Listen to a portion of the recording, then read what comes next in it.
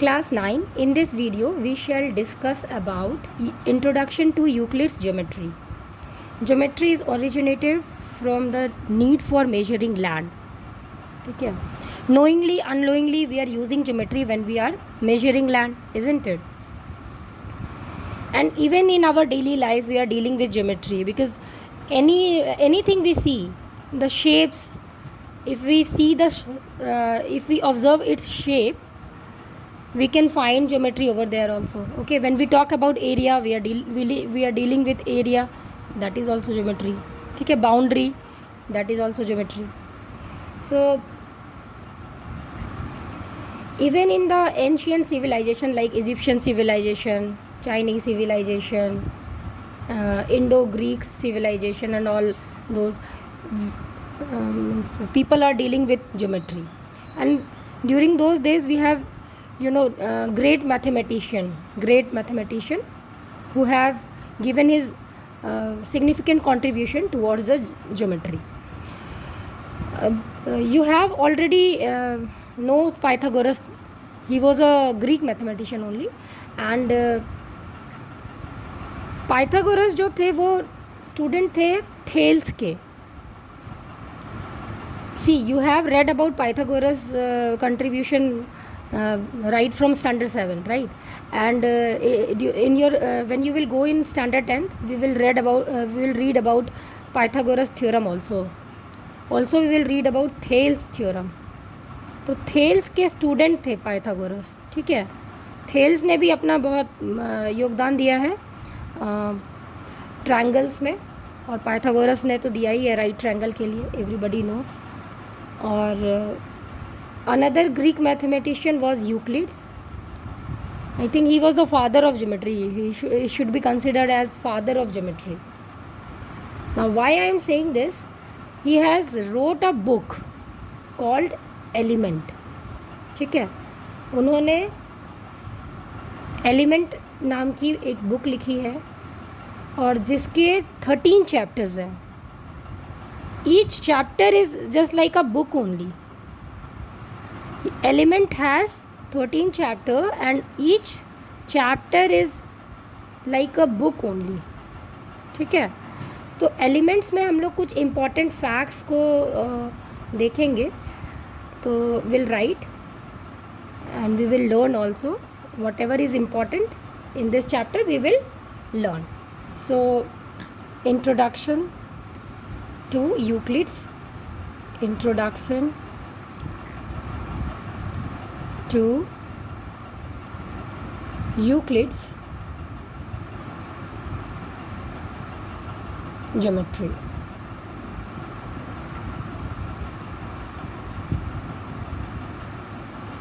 At first we will see the definition given by Euclid.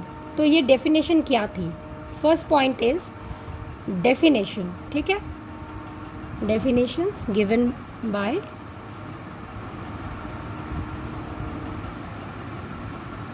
अब क्योंकि उन्होंने एक मीन्स एलिमेंट नाम की एक बुक ही लिखी थी जिसमें 13 चैप्टर थे, तो उन्होंने कई सारे डेफिनेशंस दिए हैं.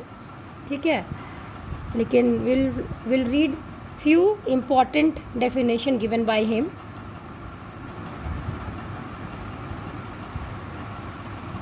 सो डेफिनेशन क्या है? द वेरी फर्स्ट डेफिनेशन है a point is that which has no part. तो पॉइंट आप देख रहे हैं, ये पॉइंट है और इसका कोई पार्ट नहीं है. तो what will say a point has no part. Point का कोई पार्ट नहीं है.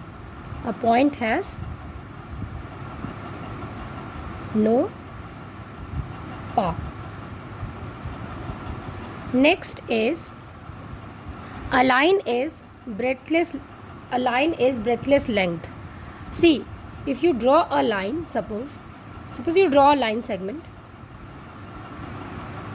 or you may draw a line. Difference between line segment and line is that line segment has two end point whereas line has no end point. ठीक है, breadthless यहाँ पे बात हो रही है. breadthless मतलब इसका चौड़ाई नहीं होगा. चौड़ाई हो गया breadth, less मतलब नहीं होगा, और ओनली लेंथ होगा. तो you will get a line. Suppose एक रेक्टेंगल है, इसकी अगर इसको ब्रेथलेस बना दें तो will get a line only like that only. तो लाइन क्या है? एक ब्रेथलेस लेंथ है, ठीक है। Line is a breadthless length, line is a breadthless length.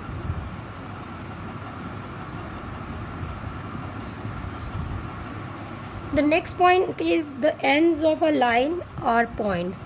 So I assume that he may be speaking about line segment only. So line segment has two end point, we know that.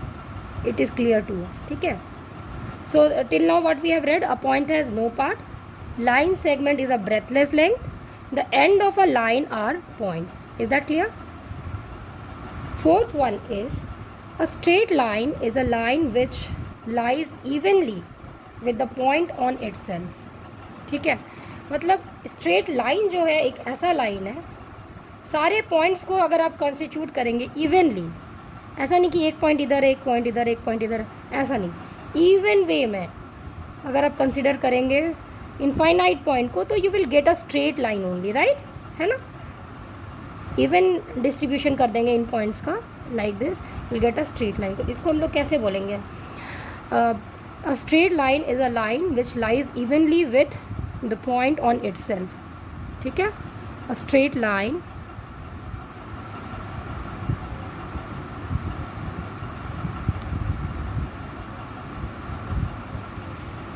so a straight line is a line which lies evenly with the points on itself, ठीक है। Fourth one is the surface is that which has length and breadth only. A surface is that which has length and breadth only. तो उन्होंने surface को कैसे define किया होगा? Length और breadth के तरह से डिफाइन किया, यानी कि रेक्टेंगुलर डिफाइन किया होगा। जैसे ये बोर्ड है हमारा रेक्टेंगल है, ठीक है, तो इस टाइप से डिफाइन किया होगा। नेक्स्ट पॉइंट इज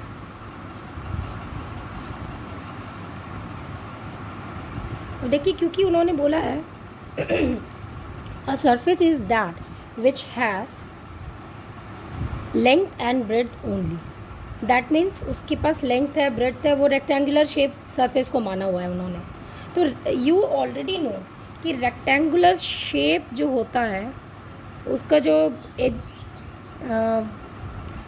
बाउंड्री होता है, ठीक है, पेरीमीटर या एज, एज मतलब बाउंड्री हो गया, वो स्ट्रेट लाइन होगा, इजंट इट? सी एंड उसके जो एजेस होंगे वो स्ट्रेट लाइन होगा। तो नेक्स्ट पॉइंट वही है, edge of a surface are lines. Lines यहाँ पे कहने का मतलब straight line, alright. A plane is a surface which lies evenly with the straight lines on itself. ये तो बिल्कुल सही है। जैसे कि आपने क्या पढ़ा था, इस ये वाले पॉइंट से पहले पढ़ा था ना कि if you take points constitute all the points evenly on the surface, सारे पॉइंट्स को इवनली कंस्टिट्यूट करोगे तो एक लाइन मिलेगा। वैसे ही सारे लाइंस को, तो यू कैन सी दैट अगर आप लाइन को भी सरफेस पे इवनली कंसिडर करेंगे तो you will get a plane, isn't it? तो इसको हम लोग कैसे बोलेंगे? Plane is a surface which lies evenly with the straight lines on itself. Means plane क्या है, इस पर अगर स्ट्रेट लाइन, आप सारे स्ट्रेट लाइन को कंसिडर करेंगे तो you will get a plane only, ठीक है। जैसे आप सारे पॉइंट्स को इवनली कंसिडर करेंगे, you will get a straight line. constitution of all the point taken evenly together is a straight line, and constitution means if you constitute all the line on the surface of a plane, you'll on the evenly you'll get a plane, ठीक है। So you have we have read all his definition that is given in your book. Now we will read about Euclid axioms. ये definition था children, ठीक है। तो उन्होंने definition जो दिए हमने डिस्कस कर लिया। अब हम लोग यूक्लिड्स एक्सियम पढ़ेंगे। ये जो भी इनकी बातें हैं इसको आप ड्रॉ करके विजुअलाइज करने का कोशिश कीजिए, आपको चीज़ों में इंटरेस्ट आएगा, ठीक है। तो पहला यूक्लिड का एक्सियम एग्ज़ाम्स में आता है, और ये एग्ज़ामिनेशन पॉइंट ऑफ व्यू से क्या इंपॉर्टेंट है वो मैं आपको ज़रूर बताऊँगी। ये एग्ज़ामिनेशन पॉइंट ऑफ व्यू से बहुत ही इम्पॉर्टेंट है, ठीक है। तो पहला है things which are equal to the same thing are equal to one another. मैं आपको एक्सप्लेन भी करते चलूँगी, ठीक है। पहला बोल रहा है things which are equal to one another things which are equal to same thing are equal to one another, which are equal to same thing, which are equal to same thing are equal to one another. तो आप जैसे suppose आप fruit shop जाते हैं, तो एक तरफ balance wait है सपोज़ 1 kg का, ठीक है, और दूसरे तरफ 1 kg का सपोज़ 1 kg का एप्पल है, ठीक है। तो यू कैन सी कि वो बिल्कुल बैलेंस एकदम स्ट्रेट रहेगा, इज़न्ट इट। तो things which are equal to the same thing are equal to one another. अब सपोज़ ये मैं बैलेंस वेट हटा देती हूँ, ठीक है। अब यहाँ पे एप्पल था और यहाँ पे मैं पोटैटो डाल रही हूँ, ठीक है। तो यू विल फाइंड कि पोटैटो ये इक्वल तब आएगा जब वो 1 kg की पोटैटो इसमें आप डालेंगे तो ये अगेन इक्वल हो जाएगा। तो things which are equal to the same thing are equal to one another. अगर आप 1 किलो का आइटम में 1 किलो का ही सामान कोई दूसरा भी डालेंगे तो वो आपस में इक्वल होगा, are equal to one another. इसके कहने का यही मतलब है। नेक्स्ट पॉइंट है एक्सियम का,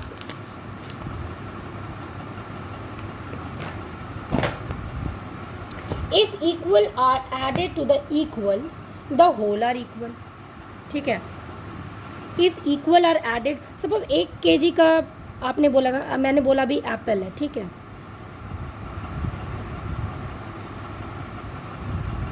और इधर मान लो बैलेंस वेट है 1 kg का बैलेंस वेट है, ठीक है, बैलेंस वेट है। अब मान लीजिए मैंने 1 kg के एप्पल और 1 kg के बैलेंस वेट में सपोज 1 kg पोटैटो इधर भी डाल दिया और 1 kg पोटैटो इधर भी ऐड कर दिया। कहने का मतलब है if equal are added to the equal, देखो इधर भी मैं 1 kg पोटैटो ऐड करी हूँ, इधर भी 1 kg पोटैटो ऐड करी हूँ, तो जो टोटल जो रिज़ल्ट होगा दोनों साइड में क्या आएगा, इधर भी 2 kg आएगा, ठीक है, और इस तरफ भी आपका 2 kg ही आ रहा है, ठीक है। तो if equals are added to the equal, the whole are equal, means when you are adding these two things you are getting 2 kg, right? And here also if you are adding these two things you are getting 2 kg only. So if equal are added to equal, the whole are equal, ठीक है। तो इस तरह से आपका second point आपका clear हो गया, ठीक है। अब देखिए थर्ड पॉइंट क्या है, same if here we are adding, now the in next point we will subtract. If equal are subtracted to the equal, the remainder will are equal, ठीक है। सपोज़ यहाँ पे अभी हमारा क्या था, 2 kg था ना, 1 kg एप्पल 1 kg पोटैटो, और यहाँ पे भी 2 kg था, 1 kg बैलेंस वेट था और 1 kg पोटैटो था, तो टोटल 2 kg था, ठीक है।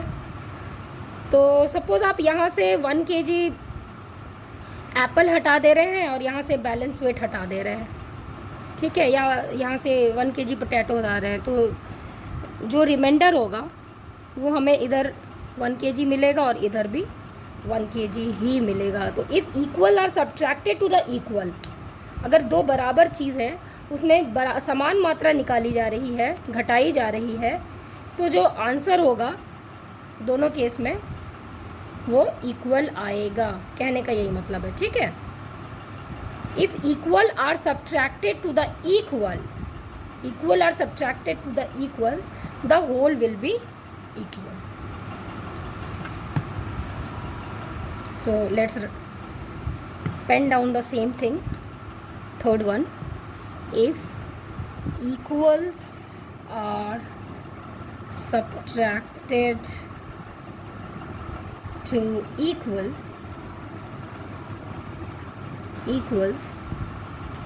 the remainders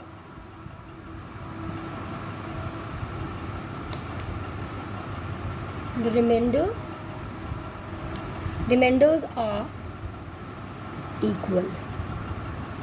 ठीक है, क्लियर है. फोर्थ पॉइंट देखिए क्या है, फोर्थ एक्सियम क्या है. फोर्थ एक्सियम है things which coincide with one another are equal to one another. तो इसका सबसे बेस्ट एग्जांपल है, आप देखिए 1 रुपी कॉइन जो एक ही जैसा बनावट है जिसका, you will find different kind of 1 rupee coin also. तो आप देखेंगे कॉइन की अगर एकदम बिल्कुल एक जैसा है तो आप उसके ऊपर एक रखते हैं तो वो कोइंसाइड कर जाता है, isn't it.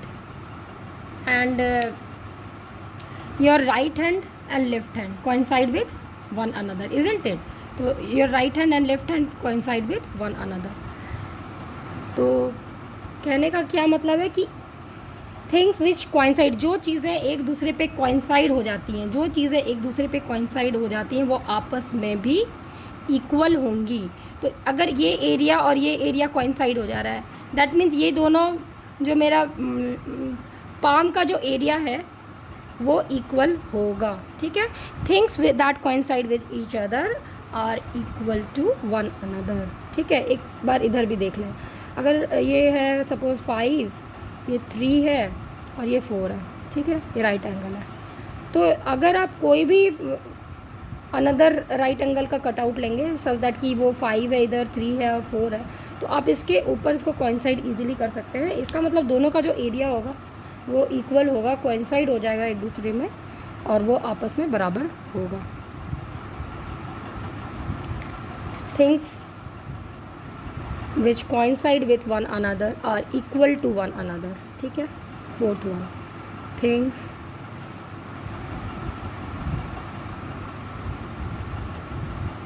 that coincide with one another are equal to one another.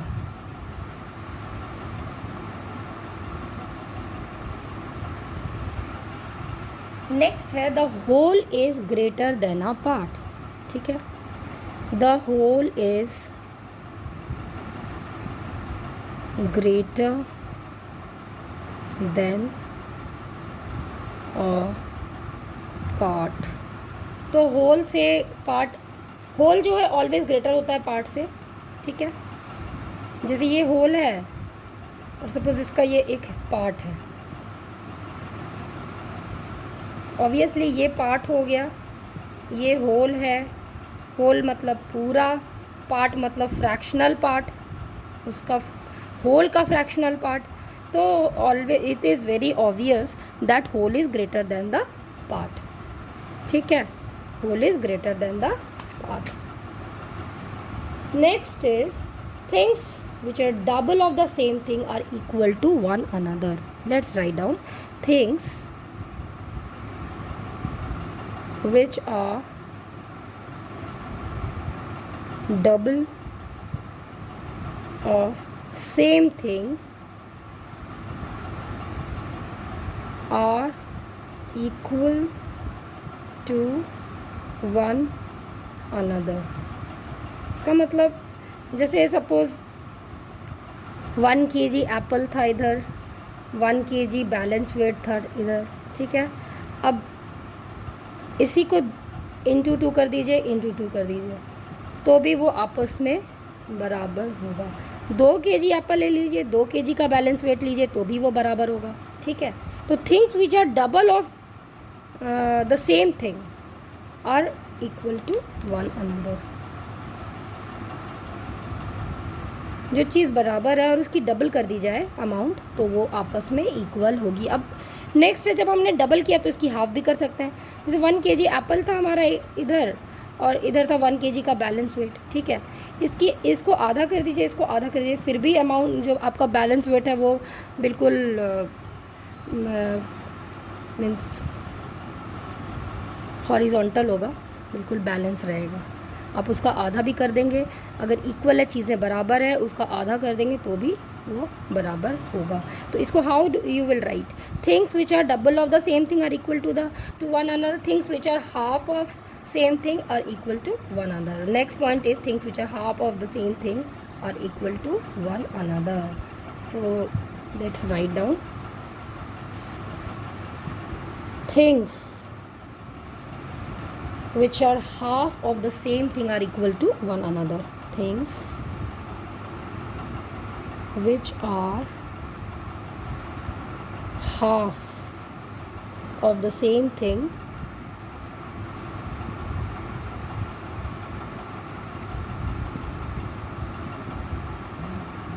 are equal to one another, ठीक है। तो ये आपका यूक्लिड एक्सियम यहाँ बिल्कुल ख़त्म हो जाता है। यूक्लिड पोस्टुलेट का मैं नेक्स्ट वीडियो में बताऊँगी आप लोगों को।